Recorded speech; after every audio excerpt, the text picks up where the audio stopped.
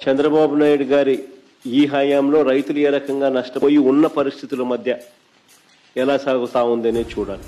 ఎందుకంటే ఇంతకుముందు ఎప్పుడు కూడా ఇలాంటి వరదలు కానీ తుఫాన్లు కానీ ఇలాంటివి కరువు కానీ ఇలాంటి ఏ పరిస్థితి వచ్చినా కూడా మన హయాంలో ప్రతి ఒక్కరికి కూడా ఈ క్రాప్ జరిగేది. ఆర్బీకే వ్యవస్థ అన్నది అప్రమత్తంగా ఉండేది. అగ్రికల్చరల్ గ్రాడ్యుయేట్ చదివిన పిల్లలు అక్కడ అందుబాటులో ఉండి గ్రామ సచివాలయము ఆర్బీకేలు ఇవన్నీ కలిసికట్టుగా ఉండి ఆర్బీకేలో ఈ క్రాప్ వ్యవస్థ అన్నది పగడ్బందీగా ఉన్న పరిస్థితుల మధ్య ఉచిత పంటల బీమా అన్నది మన హయాంలో రైతులకు అందుబాటులో ఉన్న పరిస్థితుల మధ్య ప్రతి రైతుకు ఒక భరోసా ఉండేది.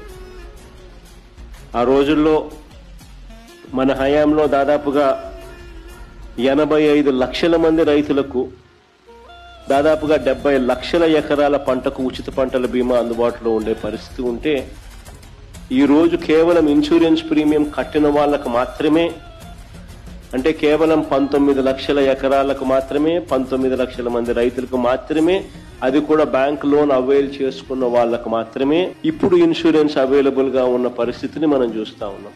సో మిగిలిన రైతుల పరిస్థితి ఏం కావాలి?